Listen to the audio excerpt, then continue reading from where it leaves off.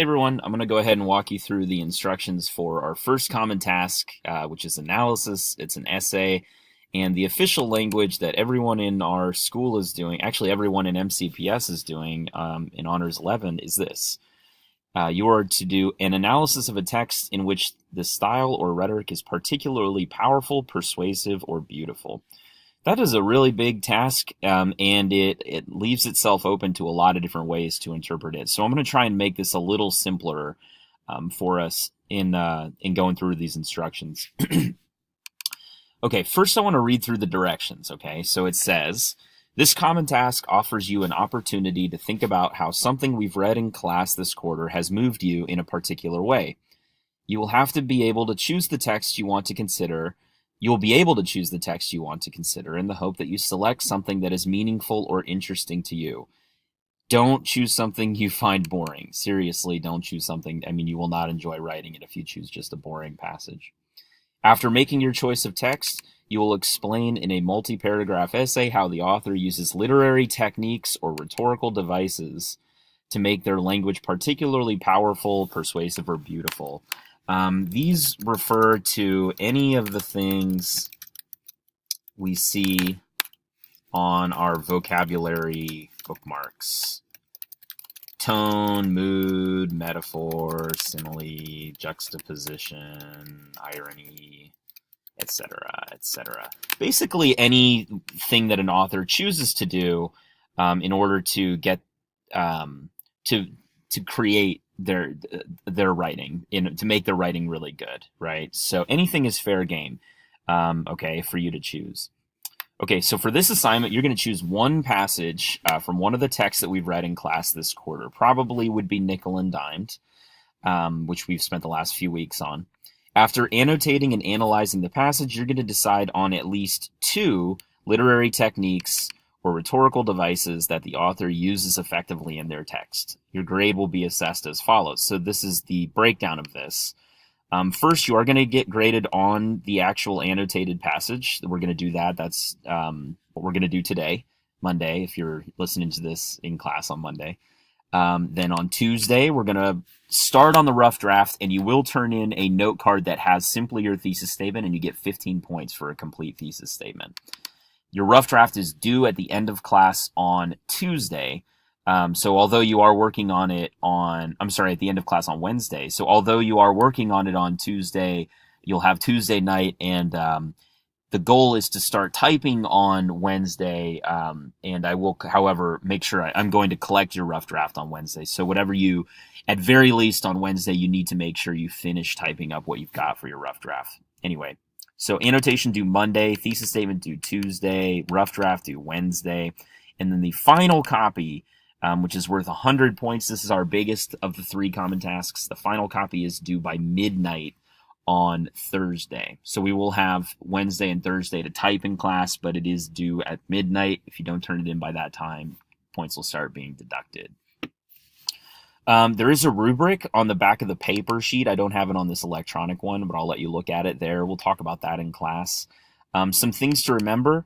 You need to have at least 4 paragraphs, and I want to talk more about what an outline might look like for this paper here in just a moment. Paper should be about 400 words in length. You need to explain how the author's language is powerful, persuasive, or beautiful by citing at least 2 rhetorical devices or literary techniques. Like I've said, think of the stuff that we've studied in class this quarter, or think of your vocab bookmark: tone, ethos, pathos, logos, allusion, analogy, imagery. Anything that you think is important in their passage is fair game, okay? Try to practice integrating quotations, but you definitely need to have quotations, examples, right? I don't want to give you a number because if you're integrating quotations, it's possible that you only have one example in a paragraph, but if you are talking about it throughout the paragraph, it could end up being like, you're actually using different parts of that quote. So it's one example, but it's really like 3 or 4 examples, right? Standard MLA formatting, your paper is basically formatted already, so just don't make sure you can change it. Heading, double space, Times New Roman, 12-point font. Like I said, the timeline I already said above. We're starting it today, Monday, December 11th, but it's due, that should say, by midnight on Thursday,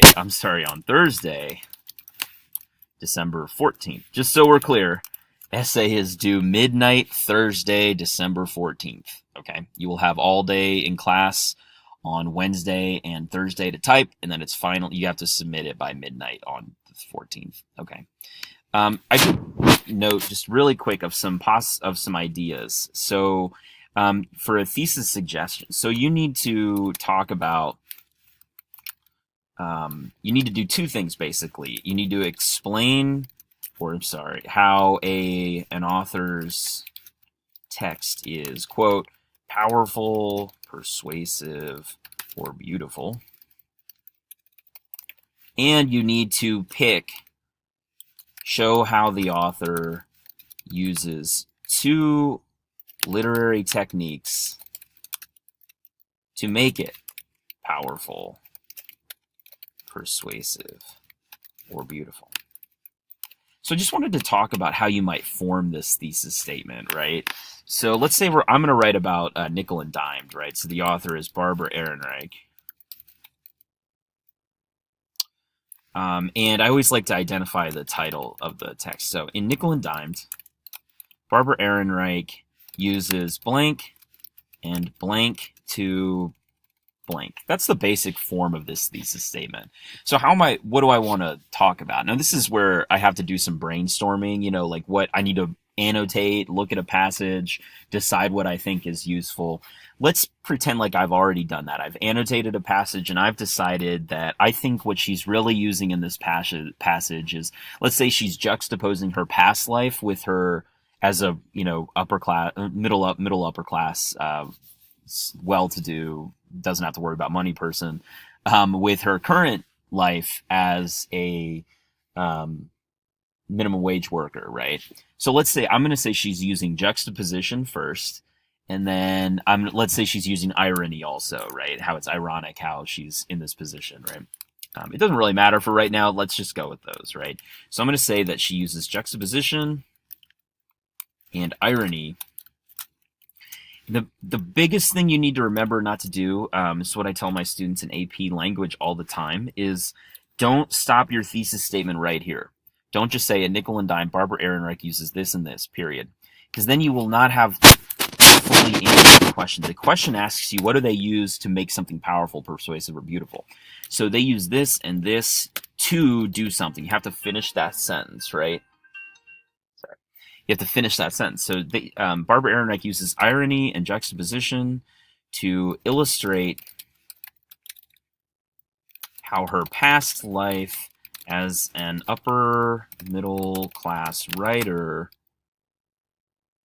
is decidedly or differs sharply from her experiment as a low-wage worker. Bam, there we go. So now I've done it. I've answered the question, right? I've picked two rhetorical devices, juxtaposition and irony. You can pick whatever you want. And I've also answered the question. So she uses these two things to illustrate how her past life as an upper middle class writer differs sharply from her experiment as a low-wage worker. For that part, you can do whatever you want. I just think this is my suggested form for that sentence. Feel free to reword it if you want to.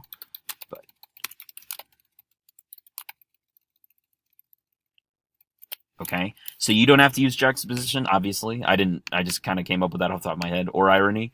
You also don't even have to talk about how she's comparing her past life and her former life. You can write about whatever you want to write about, whatever you think is important in a particular passage. Maybe you want to talk about how she's using characterization to show the character Benny or Billy or Gail, right? The other waitress, right? Okay, so if you've done that, now here's my suggested outline, very short. You have, if it's 4 paragraphs, let's say you have an introduction, and in your intro you explain, you hook the reader. Well, first off, make sure you identify author and title. You hook the reader, and you announce your thesis and 2 rhetorical devices. Basically, right? Body paragraph 1. This is going to be about let's call them literary techniques. Sometimes I call them devices, sometimes techniques, etc. Body paragraph 1, this is going to be about the first technique you chose. For me, it would be juxtaposition, but I'll just leave it like this for you, right? So whatever you choose is fine. Body paragraph 2, this is technique number 2. For me, it would be irony. For you, it might be something different, right? And then you want to have a conclusion where you reiterate your thesis. Basically, that means to reword it. You don't want to say it in different words. My favorite word to use here is ultimately. Like, I might say something like, ultimately, the author proves that blah, blah, blah, blah, you know, etc. And then restate your literary techniques.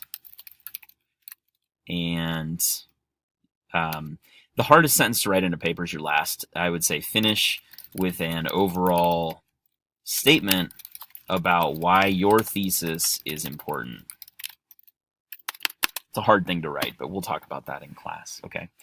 Okay, additional tips. I was going to talk here about the importance of integrating quotations, but I feel like I kind of mentioned that above. Practice what we did on that worksheet, right? So instead of just saying, for example, the author writes, blah, blah, blah. Try something, you know, be a little crafty with it, right? So we see one example, or how about this? No, we see how Barbara Ehrenreich, I don't know, characterizes Gail when she speaks of her strident tone and bossy attitude. I just made that quote up, but try doing something like that. Try making the quote a part of your own quotation. It sounds nicer, and you guys know how to do it, right? So I'm not saying don't do this, but maybe avoid doing this and focus on something like this. Okay, that's about it. I don't want to take up too much of your time. We'll talk more in class, but you should be good to go. Thanks, everybody.